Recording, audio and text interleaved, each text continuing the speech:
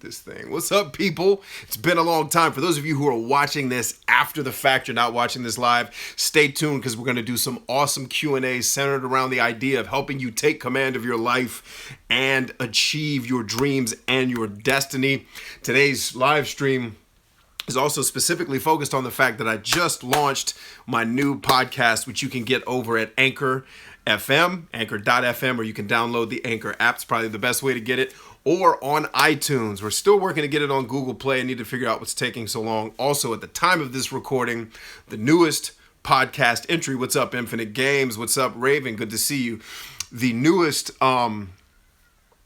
edition of my podcast is not yet in iTunes. I actually don't know how long it's going to take to populate, but hopefully not that long. My welcome trailer for the podcast is there, but the new podcast that I just launched is titled Bloodstains. It's a powerful story about something I experienced in combat and how that shaped my life and really hurt my life in a lot of ways until I was able, with the help of many people who care deeply about me, including mentors, to get over that hump and start living the life that I'm living before all of you right now. So that's the big introduction for those of you who are watching this video after the fact. It's going to be a lot of great Q&A here. As always, those of you who are watching live, ask me anything. It doesn't need to be related to the podcast. It doesn't need to be related to marketing. It doesn't need to be related to personal development or personality test. Whatever the case may be, whatever your questions are as it relates to taking command of your life, taking the bull by the horns, ask them in the comment section below, which I am getting ready to right now pop out so that I can focus on that instead of looking at my crazy face jumping all over the screen. Raven says that the podcast was very deep and very emotional. It was very emotional to film too. I had to shoot that.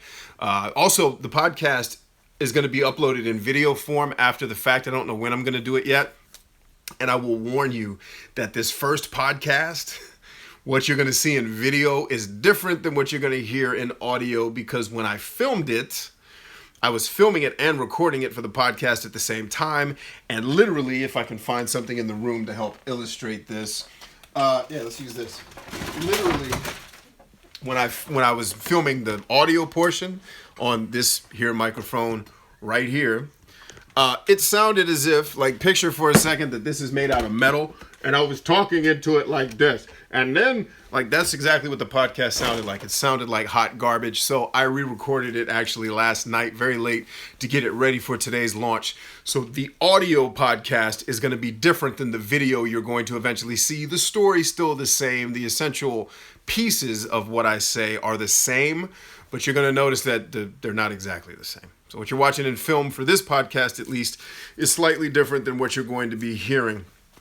In fact, I think the one that you hear is a little bit better than the video. So stay tuned for that. Again, it's Anchor FM or iTunes. Still trying to figure out why it's not on Google Play, but it's the BryantChambers Movement. And I've got links in the description where you can go listen to the podcast now. If you were listening to this on the 30th of October when I'm filming it, chances are it's not on iTunes yet. So click on the link for Anchor and you can just listen to it there. You don't even have to join or download the app. But I encourage you to download the app because Anchor, as with most things that aren't Apple products, is just more intuitive, easier to use, and way more social than Apple's freaking iTunes. Like, if Apple would just get rid of iTunes, that would be amazing. Just get some other thing that's better. Anyway, I'm not going to bellyache about that. Let's get into the comments here. Infinite Game says, I listened to it first thing this morning. It was great. Looking forward to the rest. Thank you so much. Much love, my friend. Raven says, I could hear the emotions you were going through. Yeah. I don't necessarily have to fight back tears anymore when I share that story. There was a time where I did. But it's the story in the podcast, when you listen to it, you're going to be like, wow. It's almost like, you know what the podcast is going to do for you? This is the benefit you're going to get out of it. Have you ever been down and wanting to change your life? Maybe you're in a crappy job and you want to go do something else, but you just can't. Like, always people say, I just don't have the motivation. I tell people all the time, motivation is never your problem. It's never your problem. Because if you walk out in the street today, and I had this conversation with a friend of mine that told me he couldn't get motivated to go to the gym. And so I just said, but if we were walking in the city, as we were talking about this, I said, if a bear turned the corner right now where we are in the city and started chasing us, would you run? He was like, yeah. I said, did you need motivation? Well, no, because I don't want to die. I said, when you want to work out as bad as you want to keep living, you'll work out. You don't need motivation. And so the podcast is like when you're down in the dumps and feeling like you don't have motivation, and then you see the dude that has no legs and no arms, but he wrote a book and did like a triathlon, and you're just like, wow, I suck. I need to get off my butt cheeks and actually make something happen. That's what the podcast is going to do for you. It's going to be that kind of loving kick in the behind to say enough with the excuses, enough with what you're not accomplishing and why, all the excuses about, well, it's not happening and I don't have the access to opportunities and blah, blah, blah, blah, blah.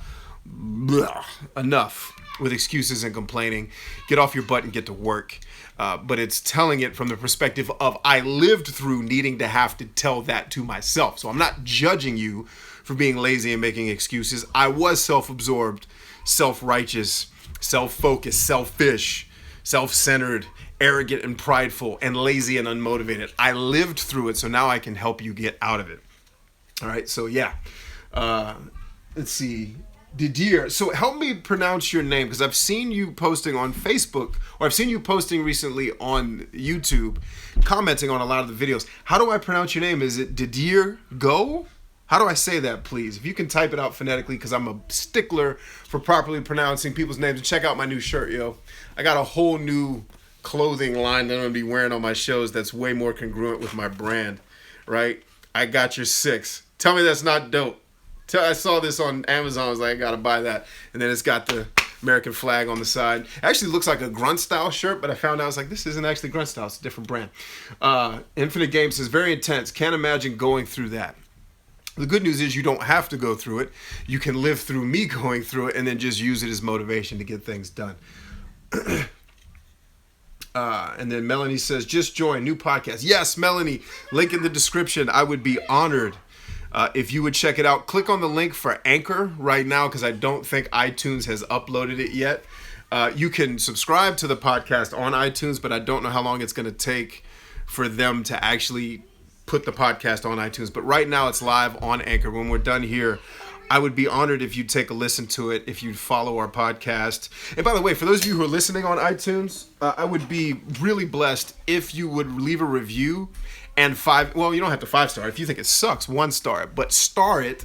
But you should 5-star it because it's freaking awesome. Hey, what's up, homeboy? I'm doing a live show. My son, the cameraman's coming down here. What's up, dude? How was school? It was good. Had a good school day? Yep. Excellent. What are you doing? Did you do your homework? Not yet. You just coming to say hello? Mm-hmm. Okay, hello. Now go do your homework. And keep your brothers from yelling so I can do a live show without children screaming on it. Guys, shut up. Dad is live. Guys, shut up is probably not the best way to handle that, but live your dream. It's life, man. This is my life. So yeah, Melanie, I'd be honored if you would take a listen. Let me know what you think. For everyone else, including Melanie, I'd really be honored if you would just take 30 seconds out of your life to subscribe to us in iTunes and on Anchor, to download the Anchor app, and to favorite the podcast, to 5-star it. And by the way, I'm not saying 5-star it because I'm asking you to hype it. Like it is that good. I know it is. And leave a review so that we can start to rank in the iTunes rankings, so that we can live our dream here at the BryantChambers movement, of which you are a part. It just has my name on it, but this is just as much your show as it is mine. To reach people and change lives one soul at a time, as one of my mentors used to say. Melanie says, will do. Thank you so much. Joshua White says, hello. Hello, Joshua. Let's go ahead and pop out the chat here so I can make it full screen so I can see everybody's comments. Interestingly enough, it doesn't look like... Oh, no, they are still doing the comments here on YouTube. So I also want to see how many people do we have.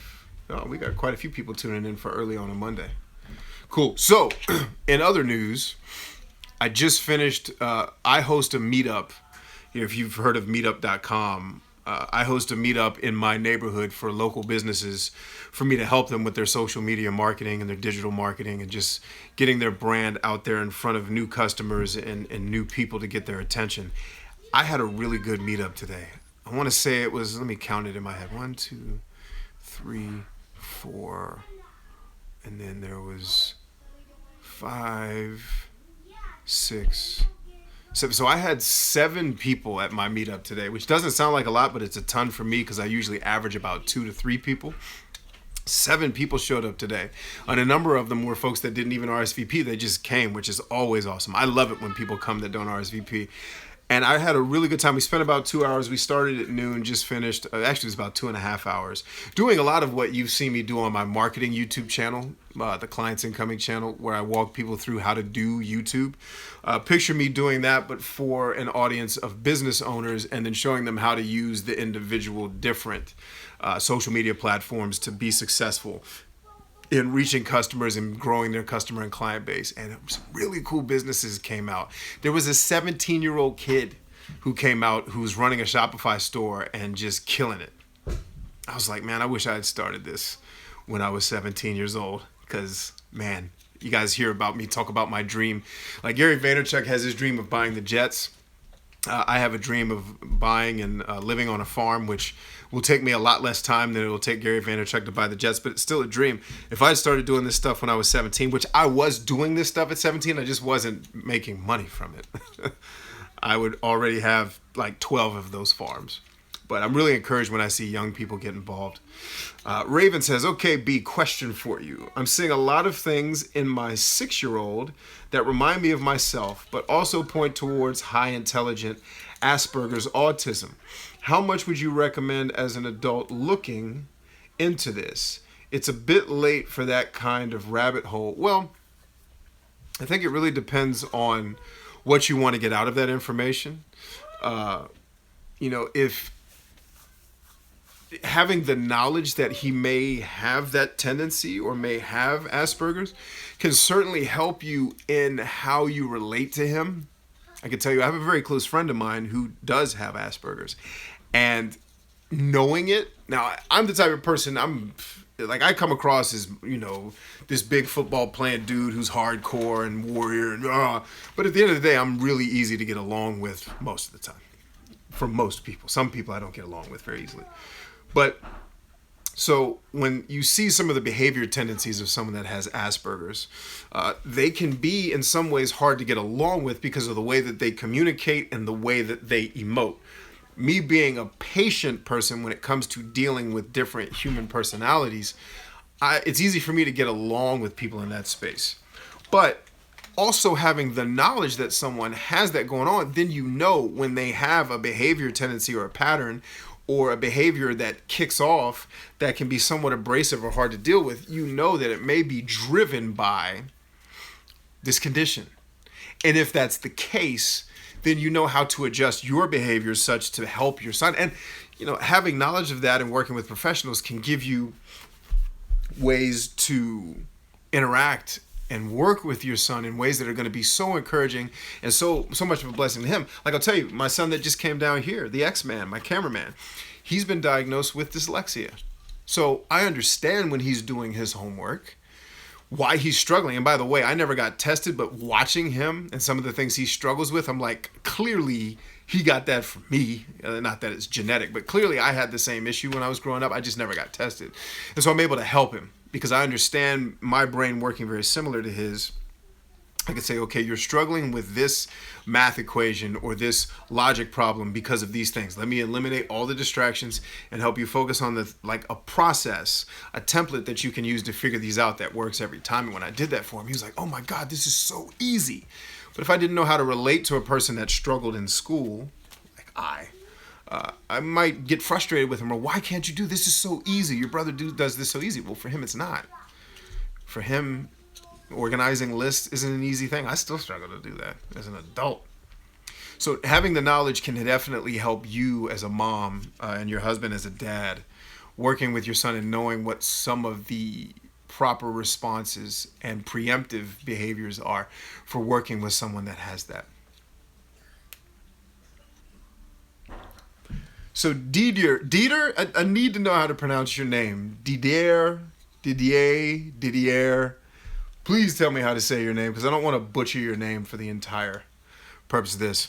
But that said, what other questions you all have, get them in the comments. Personality types, relationships, careers, general life strategy. What do you want to know about the podcast? The podcast will be launching at least for the first couple of months, once a week. I hope down the road to release a podcast every day once I get up and running. We're also going to have an Alexa briefing or Alexa skill eventually.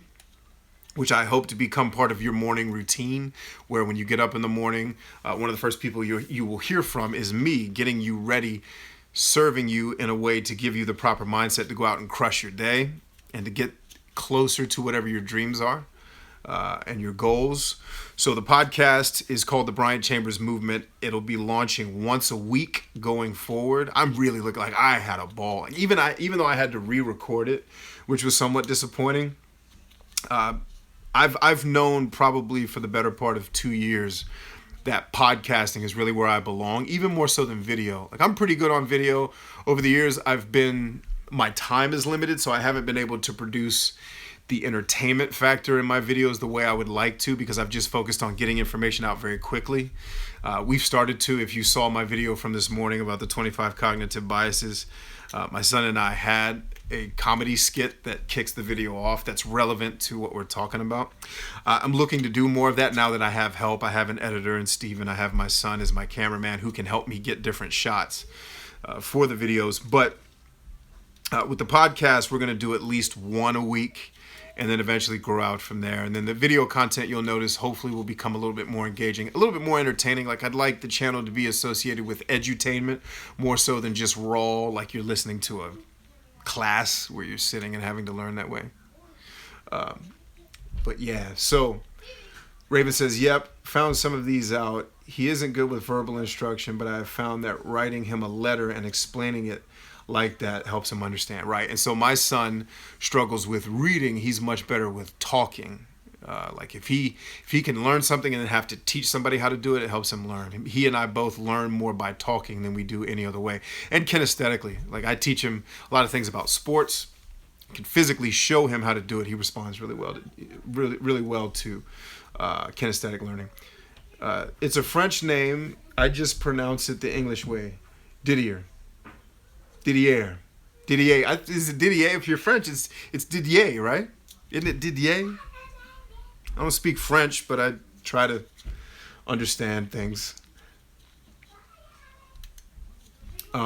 Infinite Games. How did you narrow down and figure out exactly what your purpose is in life? So that's a great question that you can approach from a number of different ways. I knew by the time I was 17, for example, that I needed to work for myself, that I would not last long working for someone else, just because I have a very unique vision of the way I want the world to be, and most companies don't agree with the way I want to do it. So I knew I needed to start building a business. Even as a computer scientist, I knew in college as a 17-year-old that I'm not going to be a software programmer. I would rather gouge my eyes out.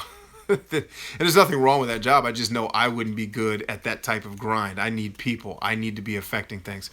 And a lot of my life experiences helped me flesh out my purpose. You know, being in, like, I was involved in church as a minister, as, you know, an early 20s guy, and seeing the effect I was able to have on people's lives as a minister was very powerful for me. And it was kind of in a selfish way, I got a kick out of helping people with their lives, and I realized that I was actually good at it. I remember giving marital advice to a couple.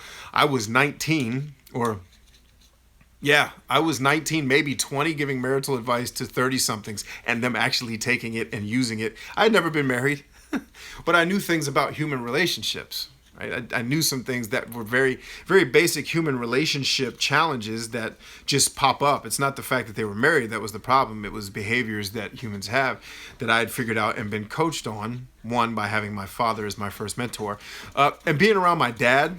So one of the best ways to do this, honestly, for you more specifically, is go look at my 69 pillars. Like, guys, are you watching the 69 Pillars of Success program? Now, look, I get it. A lot of people come here to watch me talk about INFPs, but look at the other content that I'm producing. Not for me, because at the end of the day, if YouTube deletes itself tomorrow, I'm fine. I'll go right on doing what it is I do without YouTube. But I put that stuff there for you, not so I can get if I wanted to get a bunch of followers, believe me, the content I make would be very different. I'd be chasing trends and doing a bunch of other BS, trying to piggyback off of other bigger channels. I don't do that because I have a mission. And so the 69 Pillars of Success series, which is the first thing you see on my YouTube channel when you go to it, there's a video in there called the 5 Pillars of Success. It'll walk you through exactly the process I use to determine what my purpose is in life. And understand that your purpose is not some static thing on the timeline of life. Your purpose evolves. This idea where I talk about helping people take command of their lives, it evolved over years of me helping other people and learning how to articulate that. This idea that I'm going to help you understand your destiny and then go about giving you the tools and the knowledge necessary to accomplish that destiny, and then giving you the courage to punch fear right in the mouth, because fear will inevitably come to resist you achieving your dreams, and you have to know how to deal with that. I didn't have that figured out in those exact words even 2 years ago. I had an idea of what I wanted to do, but now I can articulate it because I've spent time taking action and learning what I'm actually good at. So it's part of it's planning and thinking. The other part of it is taking action and then just getting feedback analysis on what you are actually good at. Great question. But definitely watch the 5 Pillars of Self-Awareness if you haven't watched that yet, because it'll walk you through how you can figure that out for you. Dwan Lightfoot, my man, grinding. Yeah. Didier says, yes, slowly looking at other content too. It's interesting. Maybe you can bring in your family into your videos too. So I typically don't bring my family into the videos because I don't really want to feel like I'm exploiting my kids, who one of them's waving at. What's up, dude? Hey. Can I help you with something? No, I'm just getting some. Come on in. Come on in. What do you need to get? I was just getting this. Oh, is that your favorite shirt that you wear, your Linus t-shirt? Hey, I'm thinking about going to East Starland later today. You want to go? Okay, I don't get too excited because I'm not sure if I'm going to do it yet, but I might. And if I do, I'll take you guys with me. Taking my sons to look at video games. Yeah, cool. Your hair looks really cool, man. Excellent. So, back to what Didier was saying with... I typically do not put my kids on camera because I don't want to exploit my kids. Like, they need to have a say in whether or not they want to be on my shows. The guy that just walked down here, not this last child, but X-Man, he's slowly starting to make his way onto my content because he's at an age where he's making the conscious decision like, Dad, I want to be a part of this. I want to help change lives too.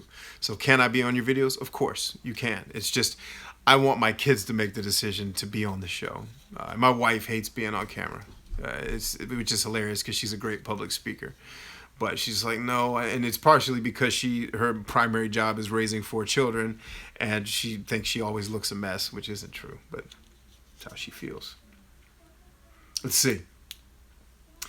Dwan Lightfoot says, if you are building and still trying to figure all that out, should you stop building and work on that first? Nope. Launch before you're ready, because part of you figuring it out is you're going to learn through the doing more so than the thinking. You do need to sit in a chair and figure it out. Like, you need to figure out whether you are going to be a person who makes life strategy content, this dude, or like be an equestrian horse racing guy. Like at the macro level, yeah, you need to have it figured out. You need to figure out, okay, in the big picture, what is it that I'm going to do? Right? So I am going to focus on coaching and developing leaders.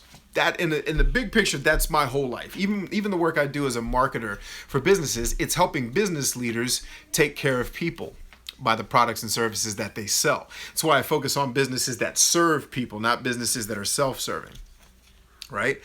So you need to have that figured out for sure. But the intricate details, you're not going to know until you start practicing. For example, I would never get as specific to say, I am going to be a person who helps raise leaders to change the world on YouTube as my specific focus, because in 10 years, something else will come out and probably beat YouTube.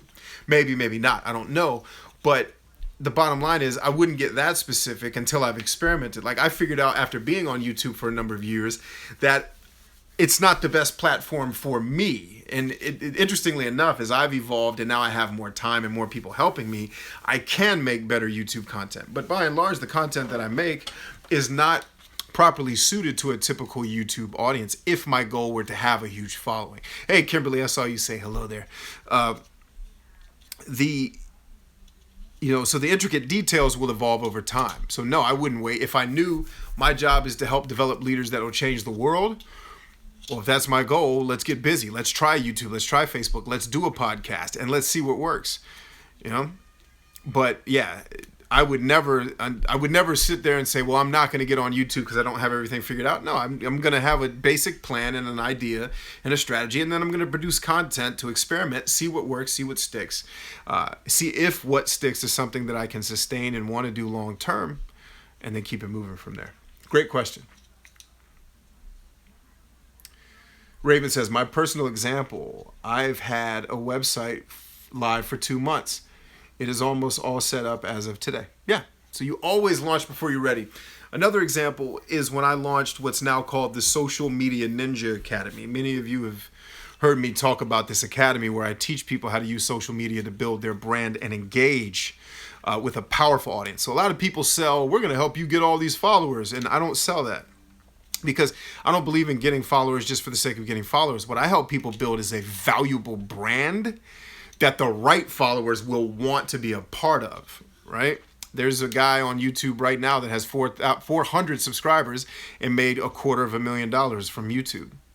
So I know people with 1 million followers ain't making no $250,000 a year, right? So, but the point is, in the program, it didn't start off as the Social Media Ninja Academy. It started off as the YouTube Gamers Academy. It was just strictly focused on me coaching gamers how to take advantage of search engine optimization on YouTube. Basically, how to understand the way the YouTube algorithm works. But over time, I realized people had more questions, more ideas. People were finding the program who weren't gamers. I had musicians start to join. I had artists start to join. I had business owners start to join. And I was like, well, maybe I should expand it and not make it just about gamers. Because when I built it, I really had only intended to just release it. And it was like, I think when I first launched it, it was $5 a month for, a membership. And then I was going to release 10 weeks of content. Then I was going to close it. So I was going to make basically $50 a head and then roll out into the sunset. Now, we're over 100 members and still rolling. So, things evolve as you work. As I started to work is when I started to get more ideas about what to do. But yes, you do need to spend time figuring it out. That's part of the equation. But don't wait until you have everything figured out. It's like Colin Powell says, 40% of the plan is enough to take action.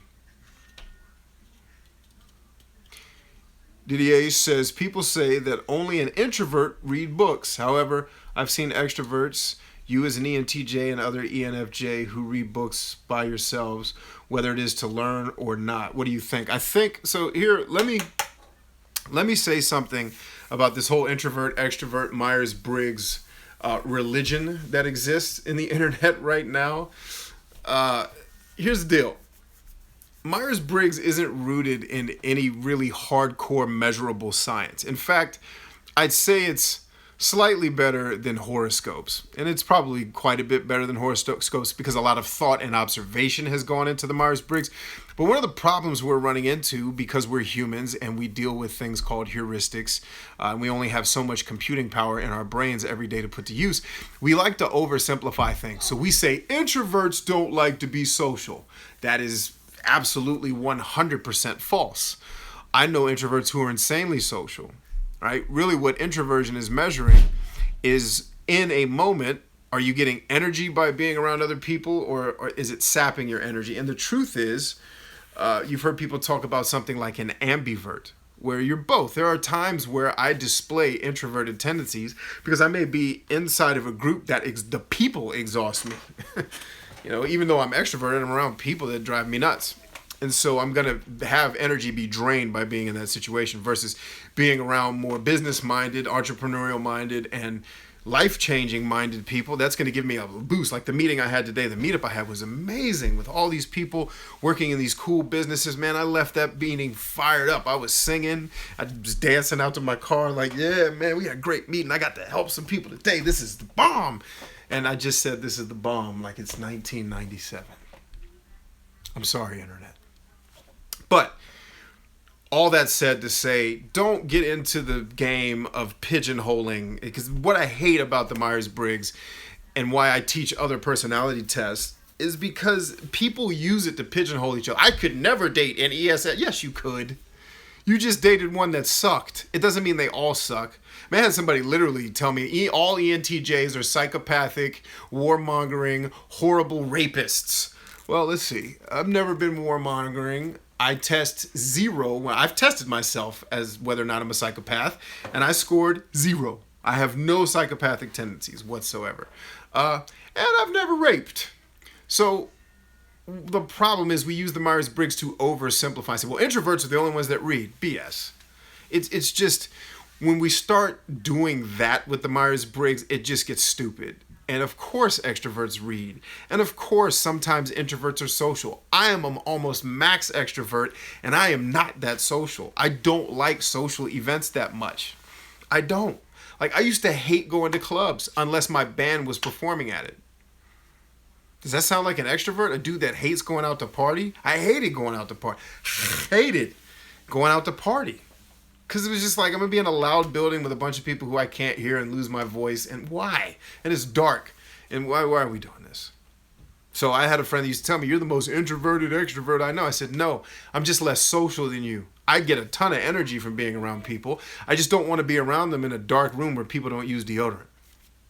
So we need to be careful when we're using the Myers-Briggs. Are we using it as a tool to basically understand some basic principles about ourselves? Or are we doing it like the religious MBTI people who will come on your videos and scream at you about stuff? Like, dude, stop. Like, this isn't hard science. This isn't physics. All right? At some point, an intuitive may display the tendencies of a sensor and vice versa. So, yeah, that's my thoughts on that. Susan Birch says, good morning from NZ, New Zealand. Bummer I have to go to work. Have a great day. Thanks for all your work and helping people. Awesome stuff. Thank you, Susan. It's good to see you. Good to see you. And have a great day at work, please. Raven says, it has a lot more than just... Wait a minute. Somebody else said something. Raven says, and it has a lot more than just videos to learn from. We have a Facebook. Oh, she's talking about the program. Cool. DDA says, psychopathic. Why did that person call you that? That is far from the truth. And so that's a great question. The reason why they call me that is because they had an experience where an ENTJ had treated them horribly. So their assumption was, well, all ENTJs suck. I mean, that's silly. Right? But so many people do. I can't tell you how many people come on my videos. Tell me who I should date. I'm an ISFJ. What's the best personality for me to date? There isn't one. The best person for you to date is someone who has empathy, shares interest, and shares values, and isn't a murderer. Like, their personality is really not that, their Myers-Briggs personality is not as relevant. But we use it like that, where it's, you had one bad experience dating a particular personality type, and I hear it all the time. I could never date this one again. Because why? You met 3 of them that sucked? Maybe you're just around sucky people. So, things to consider. Infinite Games says, people are bunk. Some people, yeah. DDA says, yep, agree with you on the social introvert thing. So yeah, it's Myers-Briggs is great for someone that doesn't know anything about psychology and personality to just dip their feet, just kiss it, get a little taste of what it means to be introverted and using intuition and sensing and feeling and thinking and judging and perceiving, whether you're an outcomes-oriented person or a process-oriented person. And the fact of the matter is we are all of it. We just have preferences that come out as our default setting, is what the Myers-Briggs is actually measuring. And it's funny because when you get into the cognitive functions, it goes a little bit deeper. And people even use the cognitive functions as some like religious gospel of, well, technically that can't be true because you lead with extroverted thinking. Yeah, genius, but I'm also in control of my thinking, so I can adjust my behavior despite my defaults. Right? So, it's be careful. People love to read something and then it becomes their gospel without further investigation. And it can lead you to decisions that are not optimal for what you're trying to accomplish. For example, a lot of people read me as a censor on video. But what they don't realize is I am trying to condense a textbook's worth of information into an 8-minute video where I'm trying to very succinctly get through information. So I'm not going to pontificate as much. Or I'm not going to display, like I am going to hold my intuition in and stay focused on the task at hand because I'm trying to respect the viewer's time. But people will then somewhat mistakenly be, oh, that means he's a censor. Well, yeah, I am, partially. I do, like, it's a scale. And I've had careers where I've had to use my sensing functions, right? So, just be careful. Don't allow anything to pigeonhole you. It's like the Bible says, as a man or a person thinks in their heart, so are they. Melanie says, I recently heard a story of a couple who was advised by someone not to get married because their Myers-Briggs personalities were so opposite and incompatible, but years later, they are happily married. Yeah, that I would never. Like, I have made videos about what's the optimal personality type theoretically, but I make it very clear in that video, don't use this as some type of new religion where you only date that personality type because of what I said. It's just based on the science of like emotional psychology and how complementary personalities do attract one another. And it's a good thing. It's a good thing that I lead with thinking energy and my wife leads with feeling, because we make a good team. We're balanced. Sometimes she's like, what you're getting ready to do with the kids is probably a little bit too harsh. Scale that back a little bit. Be a little bit more merciful and graceful in the way you present the fact that they burnt down your PlayStation 3 or whatever it is. So it's, it's good to have some of that. But what I would never give marital advice, like, well, because you're an ENTJ, you need to marry an ISFP. Like, never in a million years would I use the Myers-Briggs test as a means. Like, I use Myers-Briggs primarily to help people communicate with one another. That's the one thing I think it's good at, is helping people understand the way we process information and the way we make decisions, because then it helps us to be able to communicate with one another more effectively. That's really it. I don't really use it specifically to help people date. I use it to help people communicate more than anything else. I think the hexacode test would go a lot further when it comes to relationships, because then you can measure somebody.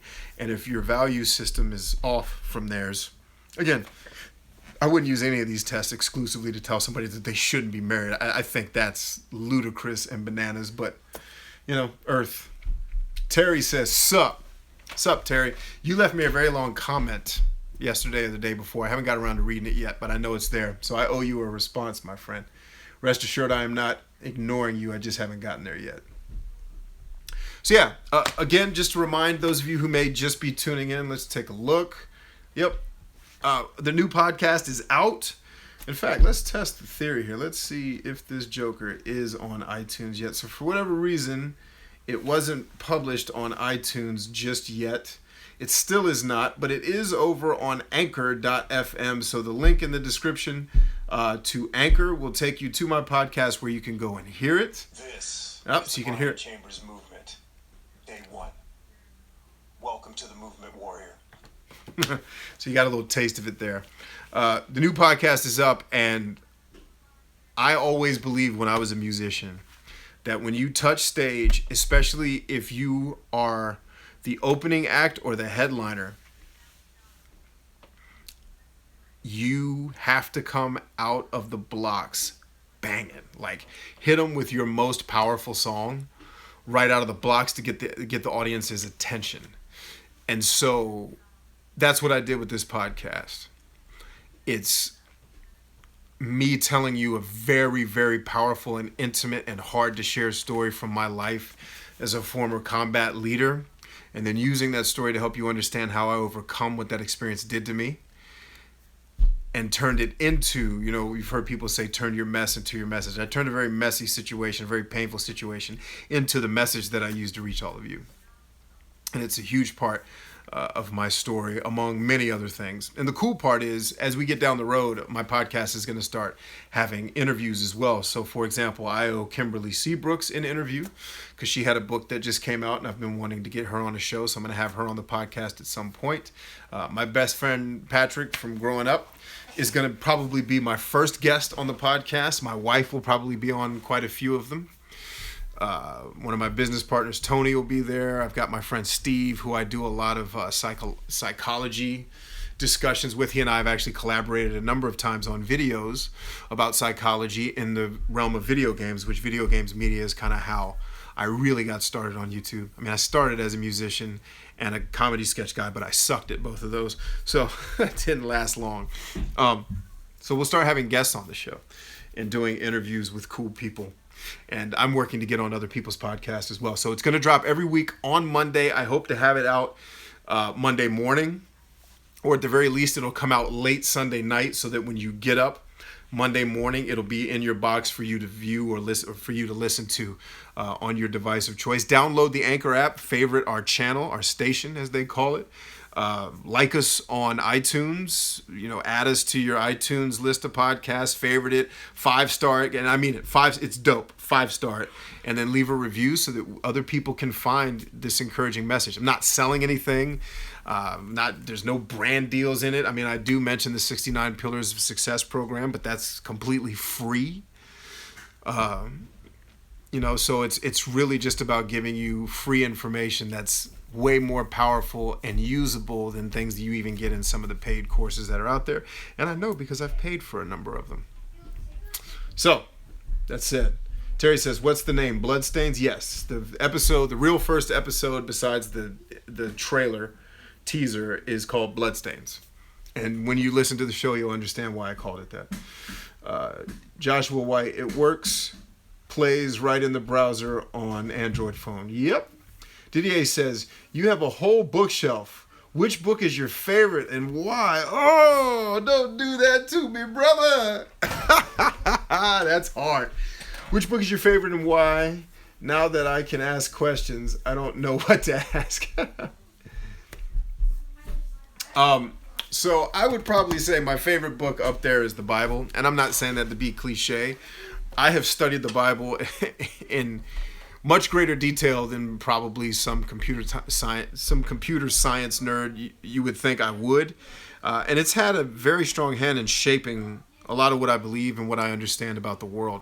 There's a lot of wisdom in the Bible that, by the way, a lot of these gurus and people like Tony Robbins, a lot of the stuff they teach comes straight out of the Bible. In fact, I'm not sure if you know, but a lot of the laws that govern credit, at least in America, are taken out of Levitical law from the Old Testament. I bet you didn't know that. So the Bible's so old and has so much information about human behavior and interaction that it's not new. Like, we still do all the same things today. We still have the same types of shady characters, same types of heroes.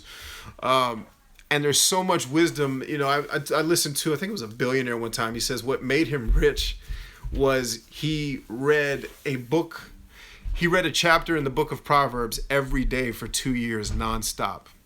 And if you do that, you repeat that enough times, you start to apply. And there's a lot of wisdom in there. Sometimes there's things that I wish weren't in there that I'm like, oh, I don't want to do that. I have to like my enemies.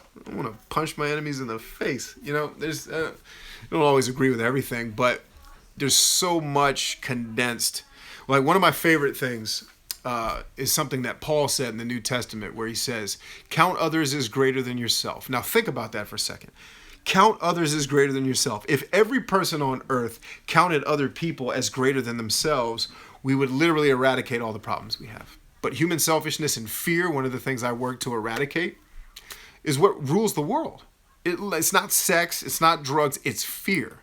Fear has a kung fu death grip on the world. So the Bible talks about how to deal with those things. And it's, by the way, it's being unselfish. It's counting others as greater than yourself. And every billionaire I've ever known and or worked with, that's how they behave. Most people think all these billionaires are these self-interested globalists that are trying to use vaccines to murder the children. Like, all right, enough. Like, look at what Bill Gates does. Look at how Elon Musk is contributing to the world. Now, are these men perfect? Are they Jesus Christ? No. They have flaws. They do stuff wrong. But they've done a lot more good than they've done wrong, at least from where I'm sitting. So when you look at these hyper-successful people, they all have other people in mind because they've figured out a very simple principle. In order to make a lot of money, I have to add a lot of value to someone else so that they will give me the money. And if I do it consistently, they will consistently give me more money. Someone is glad. I actually discussed this at the meetup I ran today, where I told one of the ladies that was there, I said, if I help you make $1 million extra this year, I bet you will want me to work with you for the rest of forever.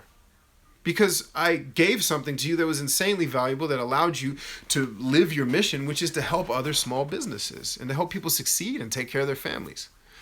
So the way to win is to help. not to be selfish. I mean, that's why I give away the 69 pillars of success away for free. If you've seen Ty Lopez's 67 steps, it's the same format. It's the same type of platform that Ty uses to do that. I just do it. Some of my lessons are similar to his, but a lot of my lessons are very different because I'm not from the West Coast. I don't drive a Lamborghini. I'm not an almost billionaire. You know, I'm a former warrior. I'm still a warrior, I guess, but I'm a former combatant leader who has a very interesting perspective that I can use to help shape people's thinking so that I can help them succeed. And I'm not charging you 67 or 69 bucks. It's free, right? My Social Media Ninja Academy, I made the $200 part of the program $1. In fact, I wanted to give it away for free. The only reason I charge $1, I'm gonna tell you, it's actually with you in mind. And I'll tell you, it's 100% for your benefit, because if I did it for free, the system I use won't let me, the way it's set up, and it may be my ignorance, I may need to figure this out, but right now, with the way I understand how my system works, it won't let me do some of the automation that happens, that sends you my book, and how to get to the login, and your Facebook group. Like, once I figure out how to do that, that program won't even cost $1. And in fact, I tell people when they join, if that $1 is really that important to you, I will refund it.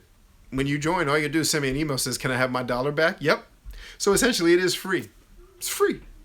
And I can tell you right now, I've been in other courses, Twitter courses, social media courses, where literally I've been in courses where they don't tell you, but they're just reading out of this. Charging you $300 for them to read you the Twitter section. Nope. You're getting it for free. Right?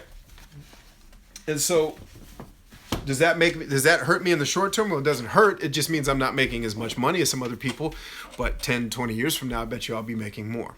Because I've built a family around what I do, not customers. Nobody that gets in my program, at least they shouldn't if they're actively connected.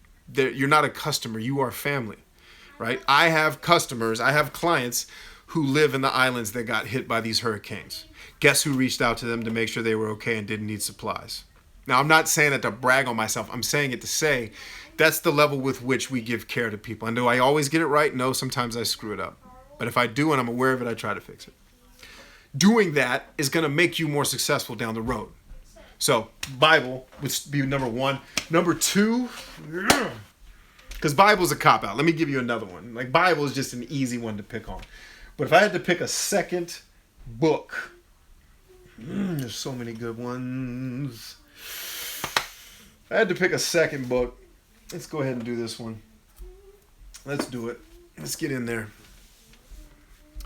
My mentor, Joe Soto, put me onto that. I had never heard of this book. This book's a life changer, man. Thanks, Joe. So a lot of people may know Joe Soto if you're familiar with Ty Lopez's programs. Joe is actually a friend of mine. We live close to one another. And every once in a while, he takes me out to lunch and schools me. He's like Obi-Wan. He gets me schooled up on how to do business better. Because, I come from a background of running people's businesses, but I don't have a background in sales. So he helps me, figure out how to be better at sales. And the type of sales I like to do are a lot more personal and authentic and empathetic than a lot of what you see on the internet. So he helps me do that. Cool. So yeah, Turning Pro would probably be my second favorite. In fact, if you could count these 3 books as a series, Turning Pro first, then The War of Art, then Do the Work, that would be probably my favorite. And then after that, I'll give you another one. Let's do another one. And there's absolutely no rhyme or reason to why books are where they are on the shelf, in case some of my more anal viewers are wondering. And then next, this little simple book. It's very simple. It's called Managing Oneself by Peter Drucker. It's a life changer. Now, the principles are very simple, but often when people say, well, dude, that book's simple, I know that stuff, but are you doing it? Because don't tell me you know something until it's actively working in your life. And Michael Jordan had to practice bounce passes when Phil Jackson was coaching him. Could you imagine the best basketball player that's ever lived? His coach is making him do bounce passes, the most fundamental, simple thing to do. But the fundamentals are what lead you to your success, not the big picture, super ninja trick things. It's the fundamentals and doing them consistently. All right. Melanie says, doesn't the Bible say in Ecclesiastes, nothing new under the sun? In fact, it does. And I believe that was Solomon that said that. Terry says, when BC finds a problem, he always finds a solution. Punch it. Yeah, man, punching is fun. I mean, come on. Didier says, my favorite Bible quote is, forgive them for they know not what they are doing. That is, whoo, that's a big one. I've had to apply that in my life a couple times where I wanted to. Lord, they know exactly what they're doing, and I'd be justified in choking this dude, sitting right there, choke his ass out. But, yeah, that's a very powerful one. That takes a lot of discipline and gratitude and grace and self-awareness. Terry says, I mentioned in my comment that your 69 Pillars series is the best non-gaming related content you've ever done. Wow. Thank you, man. I'm being metaphorical. BC is assertive and a dominant thinker, and those people tend to punch first, ask questions later. Yeah, that's accurate. But at the same time, I'm telling a joke. Says BC talks about how he's putting that guy in the gym through the wall. Yep. Now, when I tell that story, I did not intend to put him. I need to make it clear because it makes me sound like I'm trying to hurt somebody. Sometimes when I tell that story, I had no intention of putting that man through a wall. What I was prepared to defend the girl that he was literally screaming. And God loved her because she just kept her like, sir, I understand that you're frustrated. I'm sorry. We'll try to do a better job of somehow we send out an email. Maybe there's another way we can contact you. And look, man, I had empathy for the guy too. Listen, we've all lost our ish over something stupid. I've certainly lost my cool over stupid things. We're human. We get tired. We get hungry. We make bad emotional decisions sometimes. So I empathized with him too. But rest assured, it looked like he was going to put his hands on that girl. And had he, I would have snatched him up. Now, I'm being figurative when I say put him through the wall, because the other part of that story that I don't mention because this really doesn't have any bearing. His little son was with him. So I would not have hurt the man, especially not in front of it. No child wants to see their father get beat up by another man. But I would have grabbed him and stopped him and got him under control. When I say putting him through a wall, I'm being figurative, because I'm not stupid enough to put a grown man through a wall and then risk the legal implications that would come from that. But I was prepared to defend the young girl that it looked like he might put his hands on her. And in the back of my mind, I was like, this dude can't be stupid enough to do that. So I didn't think I would have to. But it's conveying, I use that story to convey what I was feeling in the moment was, if this dude even thinks he's going to put a hand on this child, whether she was a girl or not is irrelevant. Even if it had been a young man, if he is stupid enough to put his hands on somebody because his stupid yoga class got canceled, he deserves to be put through a wall. But maybe not. Maybe he doesn't deserve that. Maybe he deserves some empathy and some mercy. Solomon Musashi. Good evening, BC. Here's a question. Why are ENTJs haunted by the question of why? Well, I don't know that I have an exact answer for why we care about why quite so much, but when you boil down what we understand about the ENTJ personality type and how our cognitive functions work, we have a vision of what we think the world should look like. And we understand that to get the world to that place, we have to be motivated, and we have to motivate other people with some sense of purpose that would cause them to act toward that. Because oftentimes I think ENTJs are misread as these hyper assertive, take command of the situation and be in charge and be manly and we're just going to take the bull by the horns and we're strong and assertive and aggressive. And really at the core of who we are, what we seek is harmony. Because think about it, one of the stereotypes that follows ENTJs, myself included, around the planet is that we're insensitive pricks and we're cold-hearted. Nothing could be further from the truth. In fact, we may be more empathetic than most people could ever realize. The challenge is we also understand the realities of the earth. And so that empathy sometimes comes out in a different way, or we don't get a chance to exercise it. But at the end of the day, we want to hurt nobody. I prayed that, I would never have to be in combat because I didn't want to hurt anyone. Especially none of these people that are shooting at us had anything to do with the beef between our president and these people's leader. We're the innocent bystanders, so to speak. But the point there is, at the core of all the why and the taking command and being leaders, what we really want is, honestly, the best way to describe it is the Stoic belief system. Now, Stoic gets misunderstood in modern times because we think of Stoics as people who just sacrifice self, and we look at the movie 300 and we think that's the image of a Stoic. But if you really boil down who King Leonidas is, the core of who King Leonidas is not the eating the apple guy, kicking people into the well. The core thing that I think describes the ENTJ best is the scene where he and one of his men are dying. And spoiler alert in case you guys haven't seen the movie, but whatever. His man says, "My king, it's an honor to die at your side." And he looks at him and he says, "It's an honor to have lived at yours." Now that is the words of a king who loves his men, his people. He loves them. And that's at the core of what I think an ENTJ is. So we understand that being assertive and understanding purpose, all of those things, all this getting empowerment that's attributed to our personality type, all of that is irrelevant. It's a means to an end. And the end is what the Stoic philosophy actually teaches, which is living at one with nature. Now, let me define that, because the way we look at nature today is trees and gorillas. It's not the way that the ancient Stoics defined it. Nature to a Stoic is the way we perceive the world should be. And that's the harmony, that's the balance we want to strike with the world we live in.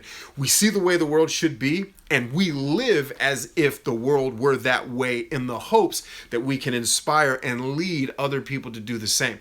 But the core motivation isn't power, it isn't strength, it isn't assertiveness, it's harmony. It's balance. And that's why I think we're obsessed with why, because so many other people are not focused on those things, and we need to understand why they are the way they are to be able to adapt ourselves and to be able to survive. That's why, my friend, I think we're obsessed with why. Terry says, BC is a warrior type person. He protects people by punching back. Let's see. And Raven is correct. It's not that is very much an NT. Like when you look at the what questions do personality types ask, NTs ask why, SPs ask what, SJs ask how, and NFs ask who.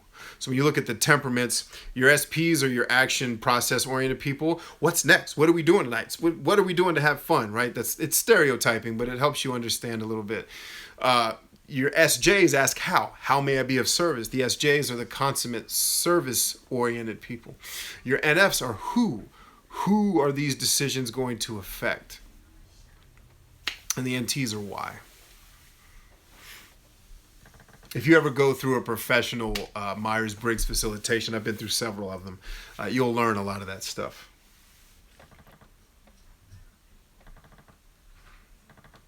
Cool. That was a great question, man.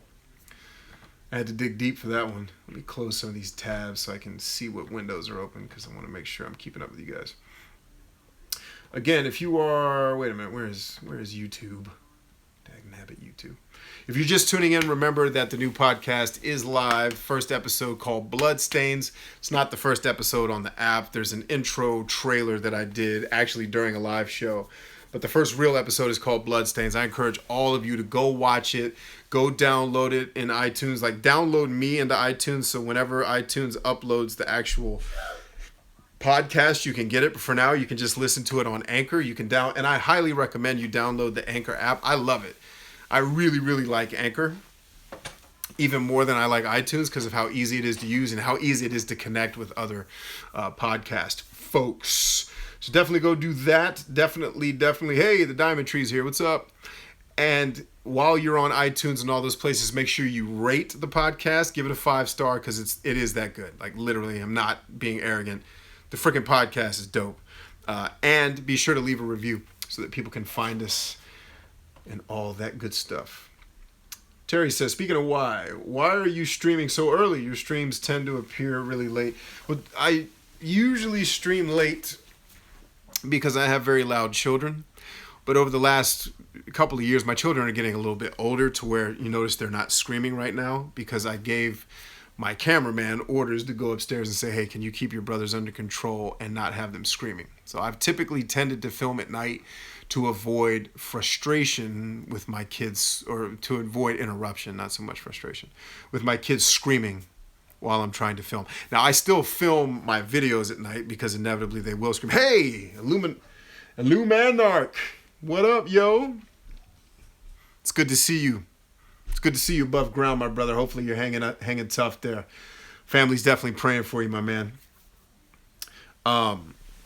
But yeah, so that's why a lot of the stuff I do at night, because when I'm trying to film a podcast, I don't want this very heart-wrenching story that I'm telling to be interrupted by a child going, but that's typically it. It's also why I used to film on the road so much, because it's just easier. I'm the only one in the car, nobody's screaming.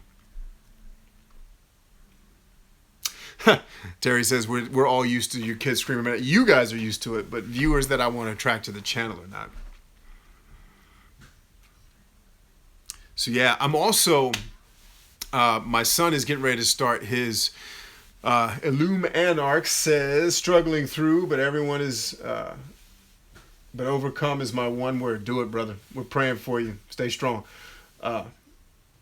It's part of your shtick. Yeah, it's not so much part of my shtick as it's just necessity. How old are my children? Various ages. I have 19 children that range from 34 all the way to, I'm just kidding. They range from 1 to preteen. What's up?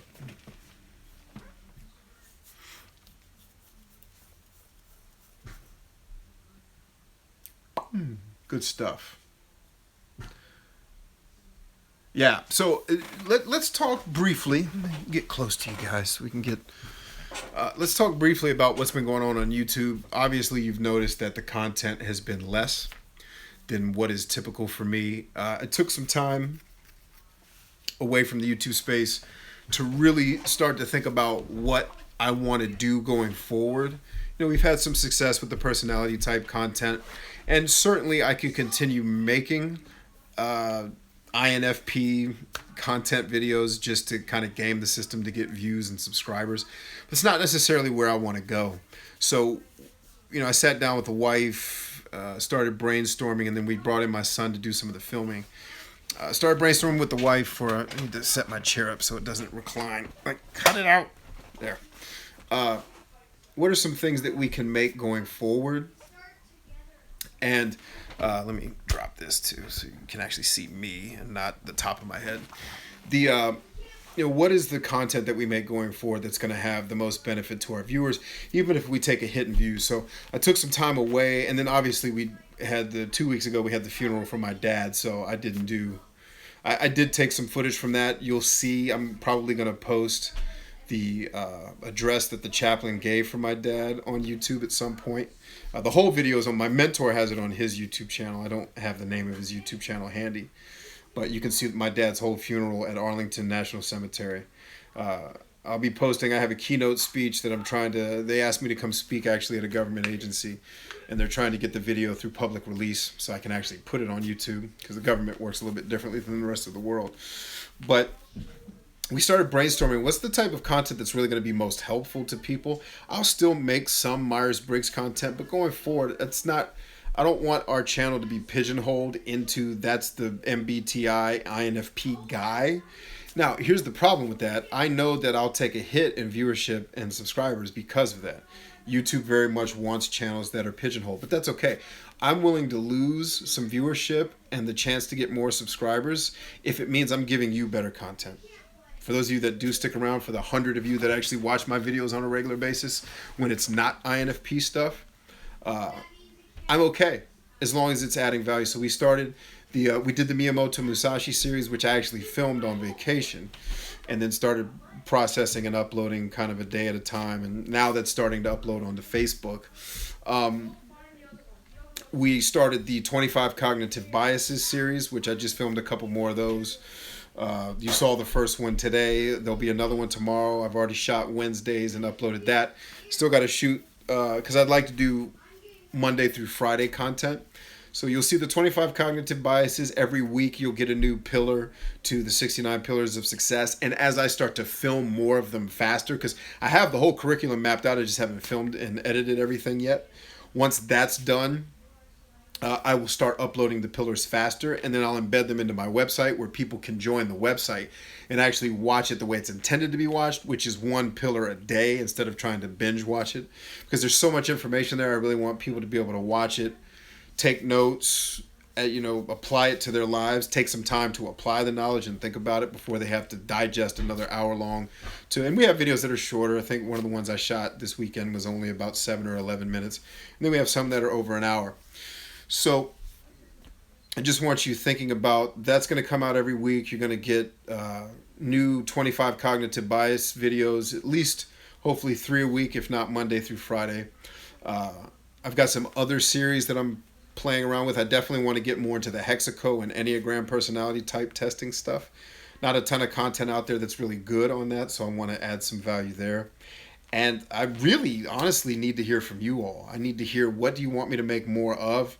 Obviously, people want more Myers-Briggs. I get it. Some people have asked me to dip into astrology. I'm not going to do that, at least not today. To me, astrology is like snake oil, and Myers-Briggs is only a little bit better. So I'm willing to do Myers-Briggs because I think there is some value there, even though I don't think it's the best.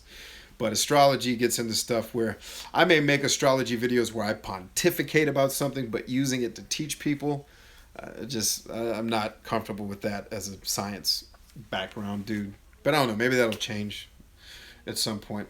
Terry says, are you worried that your shelf will run out of space for your books? No, off camera, I've got my video game shelf, which I can repurpose as a bookshelf. I've got the shelf here off camera that you can't see, and then up here I've got some space. So eventually I will run out of space. When we buy the house on the farm, I'm actually going to have a library and a game room. So picture this is my dream, right? My library is just going to be, think like Sherlock Holmes, where it's just walls of books, and he has to have a ladder to get up to some of them. That's literally, I'm going to have like a 2-story library that I walk into. It's going to have a desk. It's probably where I'll get a lot of my work done. It'll double as an office. And then on the other side of the house, I'm going to have the game room. There's going to be a play area for my kids, but then there's going to be my game room, which is just going to be shelves of all the video game systems that I loved playing, and then shelves of just the games I love playing. Like, I've been getting rid of games that I don't like, but I've been making a list of all the games I want to go back and buy for my collection, or games that I loved. Yeah, Man Cave, exactly. And then I'm going to have arcade machines for all my favorite arcade games, like Ninja Gaiden, Double Dragon. Trying to think, what are some of my other favorite arcade machines? But anyway, Power Stone, stuff like that. And that's, it's down the road when we have a little bit more disposable income to splurge. Like, I splurge on nothing. Like, this is the first shirt I've bought, I think, in a year because we believe in conserving so that we can add more value to other people. But, yeah, Didier says, wow, library, my dream. So, yes, I will eventually run out of space here, but it's okay. I've also got my fireplace over here. Matter of fact, I can just show it to you. My room's kind of a mess right now, but you can see I've got the gaming shelf, and then there's the fireplace where I can also put books. Or did it actually show up on camera? Yeah. So there's my fireplace down here in the office space. So there's that. But anyway, when it comes to the content on the channel, I really need to hear from you all. You can leave me comments here or on Facebook. Just let me know what you'd like to see. What other areas would you like me to cover? What types of things would you like me to make content about? I love doing the 25 cognitive biases because a lot of the jokes that I tell in the skits, and not all of them have skits, but the ones that do, I'm making fun of my bias, and my own weaknesses in my thinking. So things to think about. Let's see. So yeah, I say all that to say, yes, content had been a little bit sporadic there for a while. We're starting to get back into a battle rhythm. I basically just took time off because I wanted it for my family and to focus on my business. Which, what I do here, I don't charge for. I don't run ads. This is not a money-making thing. This is just adding value to other human beings, which is what I love doing. Raven says, oh, and double stack them on the shelves, LOL. We have shelves like that, yeah. Terry says, BC never takes time off. I did this year. Absolutely. Illumanarch says, currently have only 500 catalog, 8 more shelves to go. Yep. So I definitely will have to buy new shelves. In fact, in my library, I'm just going to have the shelves built into the wall. So these are okay, but they're kind of flimsy-ish. A little bit more flimsy than I would like them to be. So a couple things to think about. I'd love your input. what you want to see more of on YouTube, what you want to see more. And by the way, guys, if you're not following me on Facebook, let's get that done. That's the best place to actually contact me when you have questions, because YouTube doesn't necessarily make it easy. Diamond Tree says, I'm thinking of changing my YouTube channel. Cool. Let's see. Cool. All right, so that's about all I had for today. What other questions you all have? I'm about to go eat a snack and take my kids to East Starland and try to find where my wife is. Maybe she ran away from home because the kids drove her nuts. And me. I'm probably partially responsible if she did. But my mother-in-law, who also lives here, says she went out.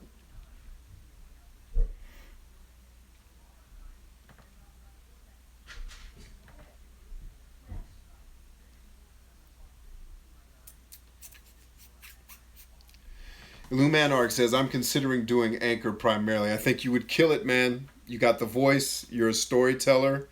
Honestly, and you don't have to do any, like, especially with what you're dealing with right now, you can literally just put your phone next to you and talk. You don't have to exert yourself at all.